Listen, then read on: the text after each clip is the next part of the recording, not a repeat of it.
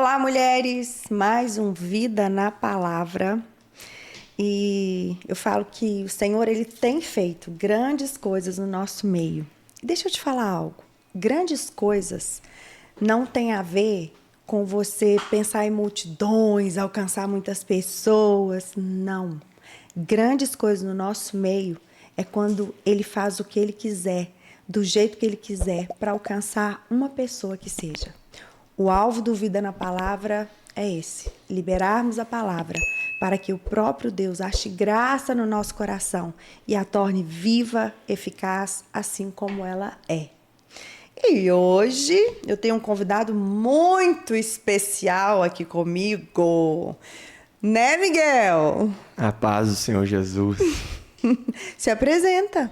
Eu sou Miguel, filho das séries, e esse podcast aqui vai ser realmente sobre vida na palavra, porque eu fui pego de surpresa, então eu não trouxe palavra nenhuma preparada. Não tem nem ideia sobre o que a gente vai conversar, mais ou menos, né, mãe? Então vai ser realmente sobre a vida na palavra que a gente está vivendo.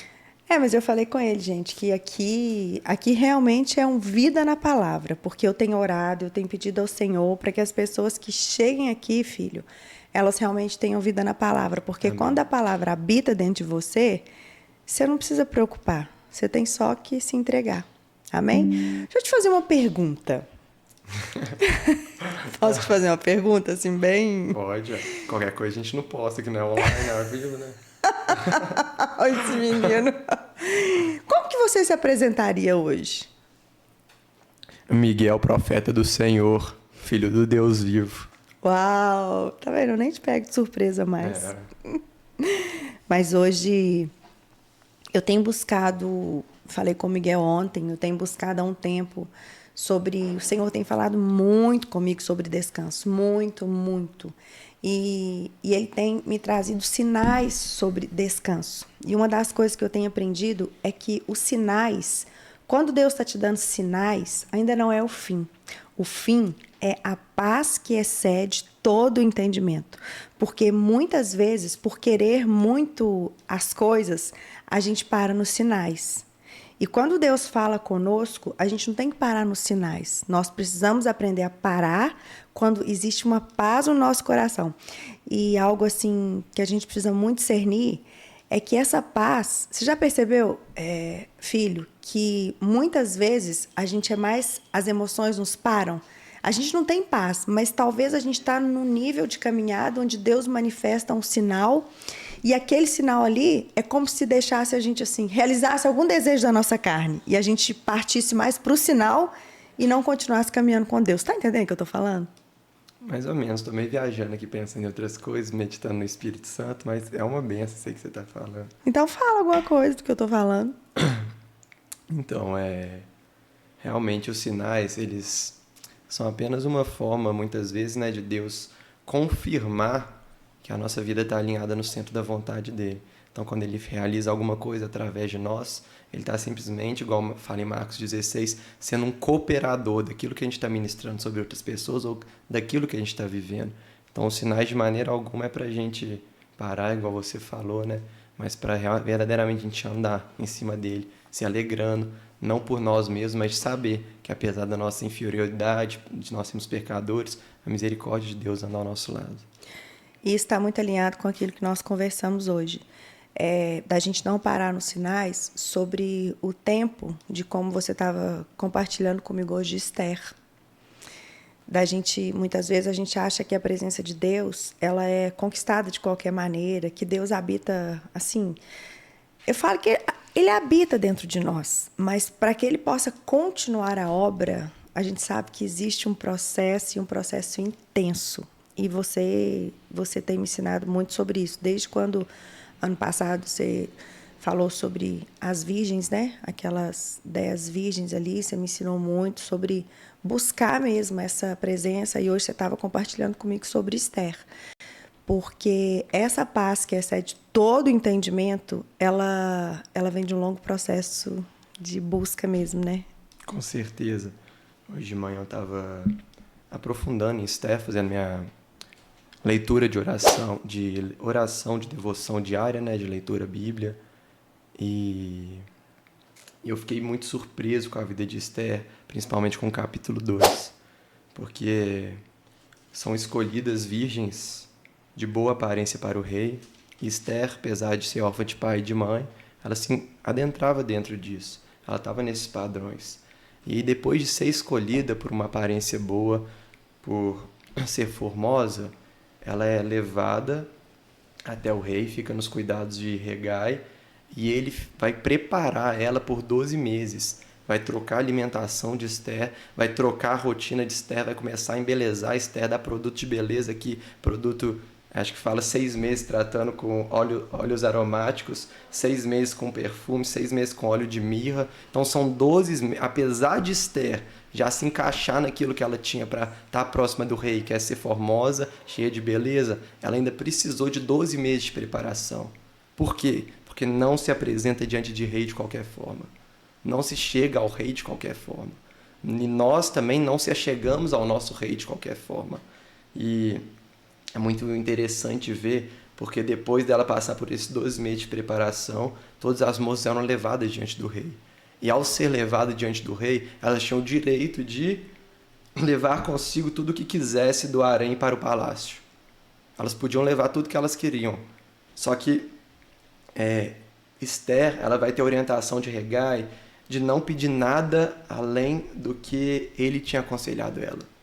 Enquanto as outras mulheres se apresentam, as outras moças chegam diante do rei, provavelmente pedindo muitas coisas, pedindo muitos bens, pedindo muitas roupas, pedindo muitos novilhos, naquela época era muito normal, gado, pedindo tudo que o palácio poderia oferecer para elas, porque provavelmente elas estavam ali naquele lugar, pensando naquilo que o rei tinha para elas. Esther se achega ao rei, sem pedir nada demais. Fala que ela não pede nada além do que é ordenado para ela, e por isso ela alcança graça aos olhos do rei. Então, ela não alcançou graça aos olhos do rei por ser mais bonita, por ter se preparado melhor nos 12 meses, por ter ficado mais formosa, mas fala que o rei amou Esther mais que todas as mulheres e alcançou diante dele favor e aprovação mais que todas as virgens, simplesmente pelo fato dela não ter pedido além do que tinha sido ordenado. E esse é muitas vezes o nosso papel diante do Senhor como os filhos.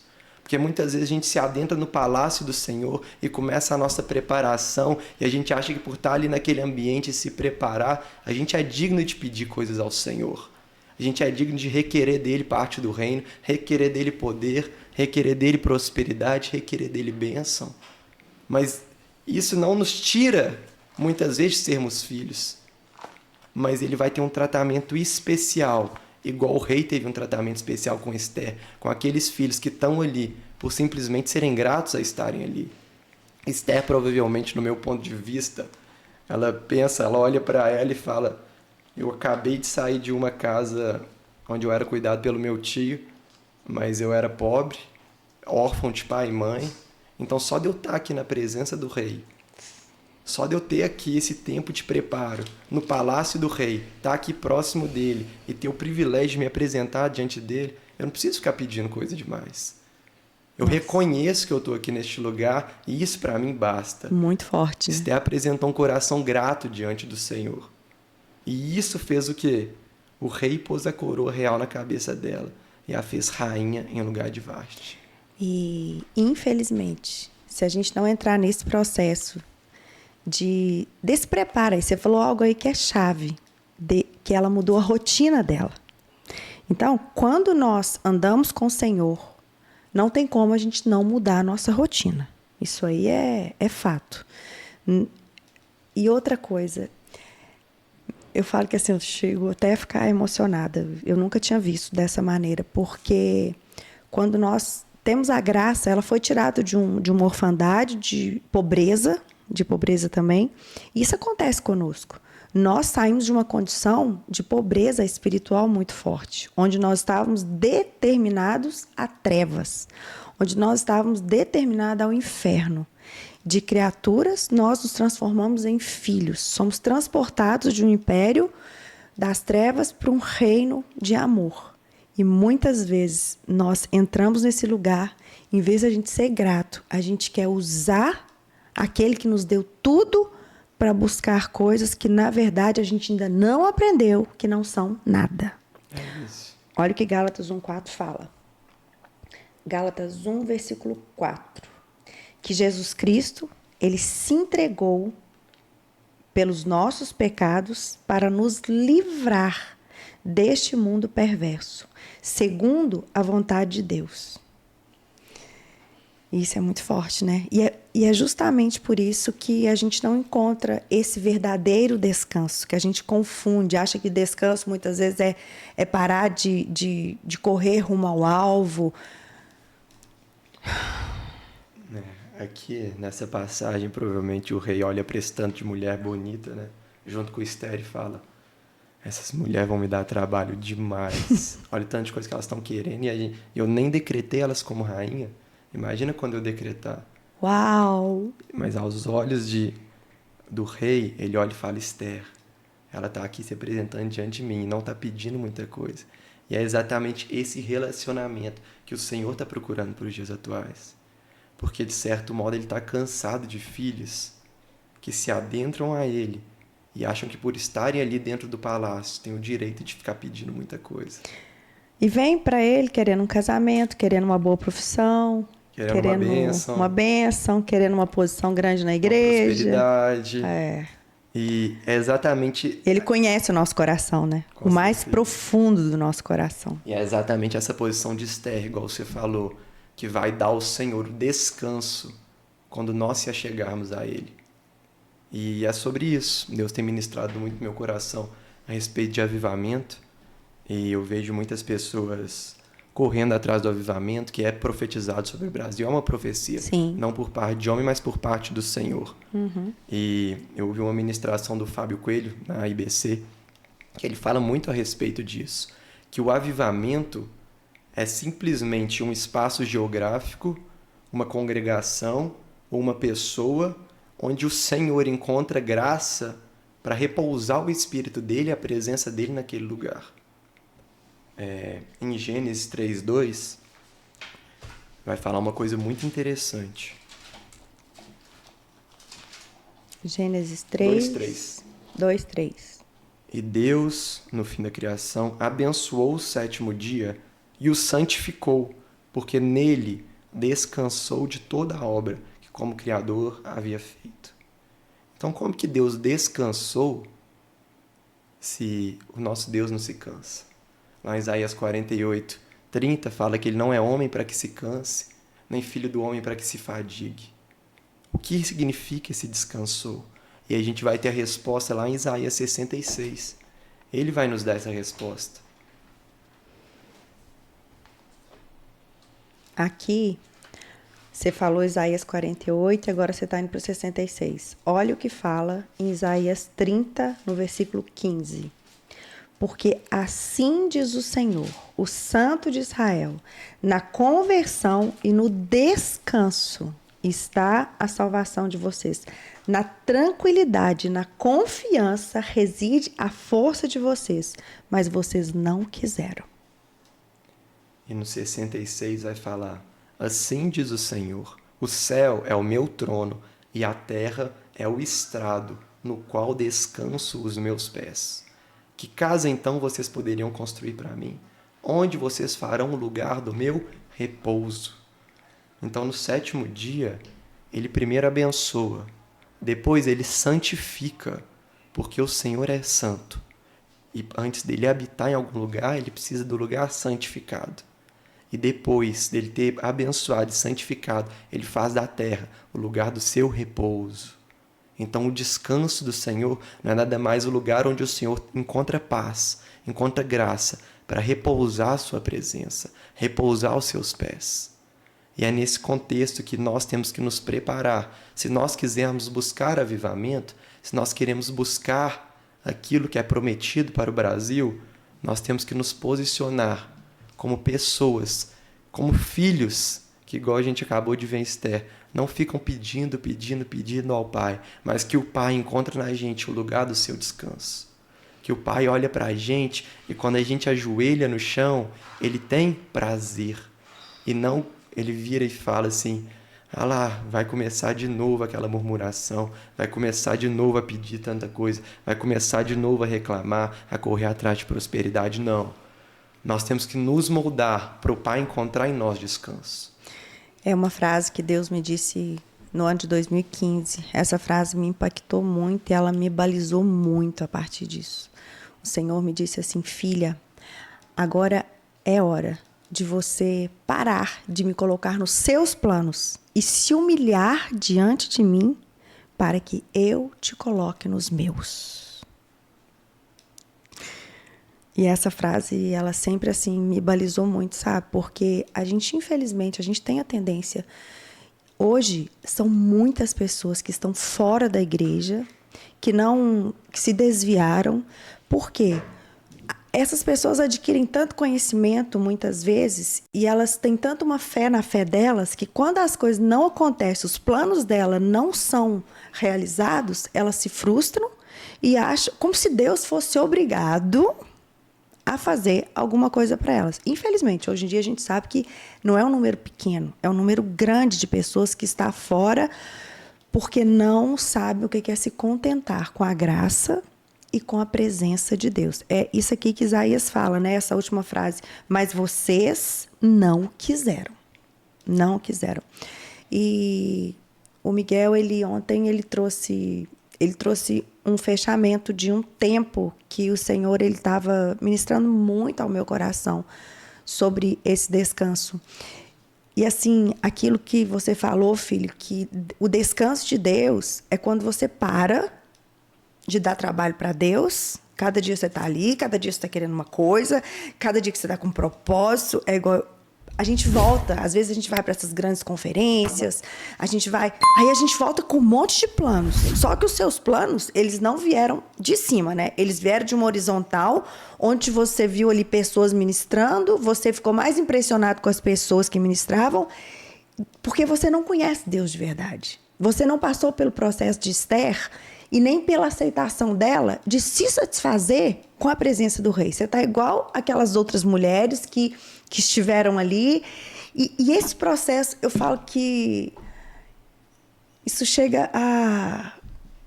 Sei lá, é difícil, né? É a mesma relação de, basicamente, um pai que trabalha o dia inteiro e chega em casa cansado. E nós, como filhos, temos dois caminhos. Ou a gente importuna o pai.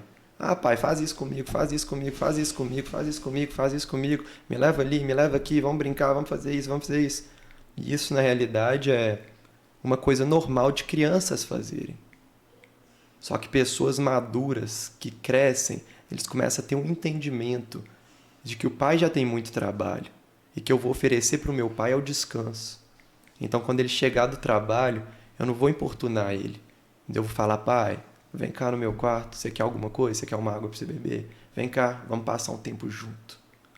E é sobre essa relação que Deus espera de nós para trazer o avivamento sobre o Brasil. Ele quer um lugar, ele quer uma pessoa, ele quer um povo que ele vai olhar do alto e vai encontrar ali, ó, naquele lugar eu encontro descanso. Então é sobre aquele lugar eu vou repousar a minha presença. E avivamento é sinônimo, né, de milagres, de muita cura, de muitos sinais. E eu creio que hoje ele não manifesta tantos milagres no nosso meio, porque esse tempo que você falou não chegou, de muitas vezes como crianças, bebendo ali o leitinho materno, a gente quer que o pai faça um monte de coisa com a gente, tremendo esse exemplo seu, e não quer ficar quieto com o pai, porque ao mesmo tempo, se o pai ele fizer um monte de coisa que a gente quer, a gente nunca vai estar satisfeito. Nós nunca vamos querer estar com o pai simplesmente por causa da presença dele, porque ele está ali quietinho. A presença, quando ele fala, né, tua graça me basta. Paulo que fala isso, não é? E a tua presença é o meu maior prazer. E isso realmente, eu creio que hoje nós não vivemos tantos milagres ainda, justamente por isso, sabe? Porque Jesus fala: se você crê em mim, milagres maiores fará. Essa questão, com certeza, isso aí tem a ver sim, né? Porque lá em Gênesis 2:3 a gente acabou de ler, fala: primeiro Deus santifica a terra. Primeiro uma base sólida, bem estruturada, que é o que? A nossa vida na palavra. Para depois ele encontrar graça em nós, para depois ele encontrar em nós descanso. E a respeito de sinais e maravilhas, que a gente não vê tanto nos dias atuais, é muito a respeito do que fala Marcos 16:15. Quando Jesus está prestes a subir de novo às alturas, ele vira para os discípulos e fala: ide por todo o mundo e pregai o evangelho.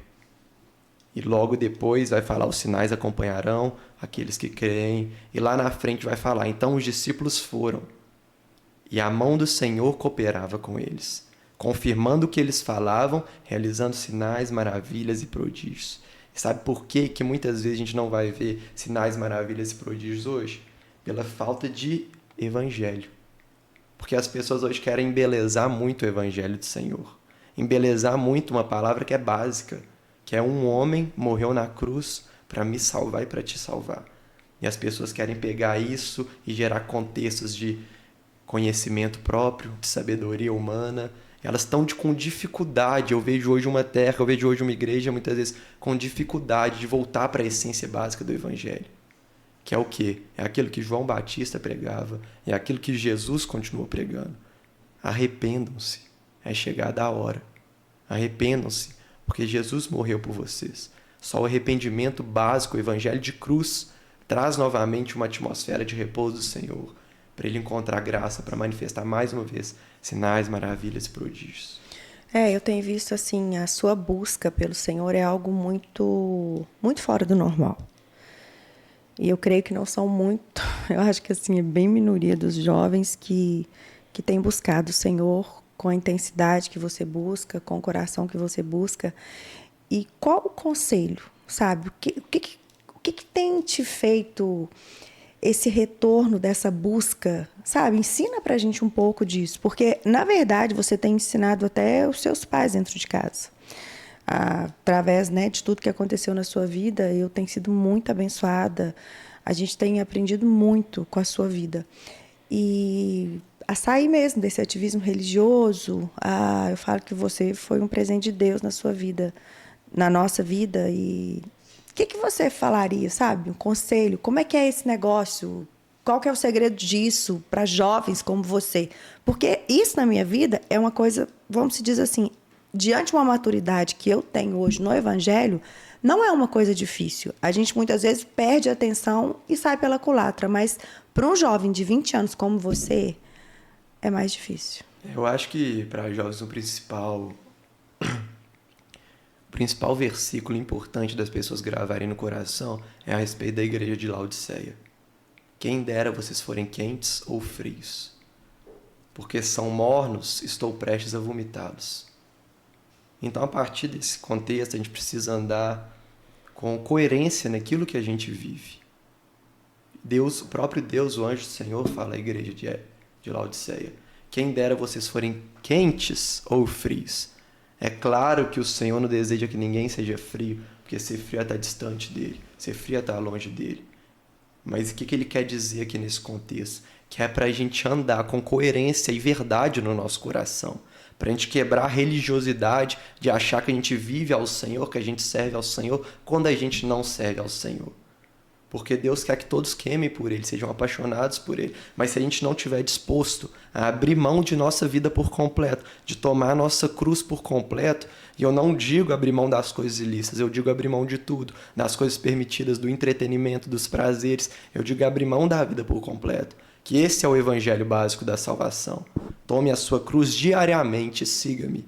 Então, se você não está disposto a abrir mão ainda da sua vida, eu acho que o primeiro passo é você reconhecer e não viver uma falsidade.